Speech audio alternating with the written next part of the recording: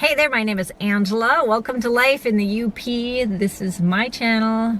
Why do I call it Life in the UP? Well, because I live in Michigan's Upper Peninsula, also known as the UP. People here refer to themselves as Upers. It's a beautiful place to live. We still have snow on the ground. It's actually April 14th when I'm recording this. Look at all the snow out there. It's melting quickly, causing issues with flooding and water in basements and things like that. I think I'm gonna have to close the windows in the truck because the backhoe's gonna start and it's gonna get really loud, and I want to record this in one take so I don't have to edit it and I can get it up tomorrow. Yep, he's gonna start the backhoe.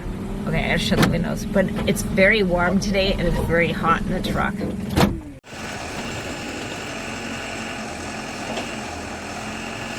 And that was the fan, because I don't know why the fan was on. It's an old truck, it's loud. One take videos are really hard, I'll tell you. People who do that, I'm impressed. So today would have been my son's 32nd birthday, and I didn't want to get past this day without remembering him. When he died, my greatest fear was the loss of memories, because as you age, memories fade. I don't remember a lot of details from when I was a kid. I don't even remember a lot of details from when my own kids were kids. They're all adults now. There are a lot of details I don't remember. And when he turned 29, he was out of town on that birthday. But where I was going with this is, I only have 29 years of memories with him, and then they stopped. So I'll never have another memory with him. So I want to remember everything of those 29 years. So today I'm going to tell you one of my memories about Dale. And it's not necessarily my memory, but it is, because when Dale was young, I'm watching Dutch and see where he's going, if he's coming here or not. I was just watching him work with the backhoe. Okay, so Dutch is my husband. And this memory is kind of his memory, but it's my story, so there we go. When Dale was little, this part is part of my memories. Dale was infamous for taking things apart just to see how they worked, but oftentimes he couldn't get them back together. And this went on for several years, I think well into his teen years, before he could put things back together. But once he got them back together, they were better than they were before he took them apart. If something was broken, he could take it apart, he could fix it. He was excellent with computer repairs. If I needed help with something, I could call him. He would help me in a heartbeat. So when he was young, it was right when MP3 players were really popular, you know, before people had cell phones and could carry their music on their phone. And he really wanted an MP3 player, only we didn't have a ton of money to invest in all the latest gizmos and gadgets. But he found a way. He found parts at thrift stores, or parts that people gave to him, or non-working MP3 players. And he built his own MP3 player. And this thing was really cool. It worked. He could put all his music on it. It had a headphone slot and, you know, hold the batteries. Only it had wires and things like that. Well, this brings us to his trip to Florida. Dutch had a conference he was going to attend in Florida, and he invited Dale to join him on that trip. So they get to the airport and send their stuff through security. And of course, his bag got flagged.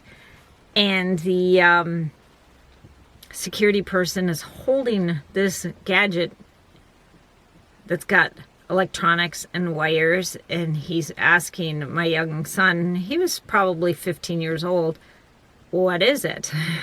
Dale was also a good salesman. Somehow he convinced the security people that it was a homemade MP3 player. I don't know how. Maybe he had to show them how it worked, but they let him into the airport. They had all kinds of delays that day, but eventually they made it to Florida. They had a lot of good memories from that. I heard that story several times over the years. So that's my story about my son Dale. He was good with electronics, he was good at repairing things, and he was good at putting things together. He could build a laptop and a computer from just parts. He built his MP3 player. If he needed something, he would find a way to buy it or make it on his own. He was really good at that. Anyway, I was just going to say, go wish somebody a happy birthday. And I know that sounds odd, but that reminds me of, you know, my husband is from the Netherlands. And in the Netherlands, they have a tradition of wishing. So if you have a birthday party, at the birthday party, you don't just wish the birthday person happy birthday. You wish everybody a happy birthday. The mom, the dad, the brothers, the sisters. You say a happy birthday to everybody. It's like on Christmas where you say Merry Christmas to everybody, or Happy Easter to everybody on Easter, or Happy New Year's, or Happy 4th of July. Happy birthday. It's a greeting to everybody. And I think that's so cool. Mostly because I think birthdays are cool. I just love birthdays. So anyway, go out and wish somebody a happy birthday today. Wish everybody a happy birthday today. And if it just happens to be your birthday, then happy birthday to you. It's a special day. All right, guys, I hope you enjoyed today's video and the story of my son, Dale, on what would have been his 32nd birthday. I'll talk to you guys later. Bye. I can't believe I made it through this video without tears running down my face. This is like the 5th time I've tried this over several days.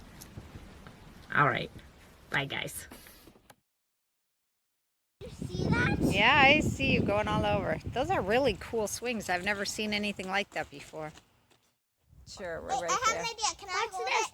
You want, I don't know. I will drop it. My Touch lens it. is dirty. Anyway, I'm trying out the slack line swing. And she She loves thinks them. it's hilarious that I She like loves them. swings. She's not even a kid.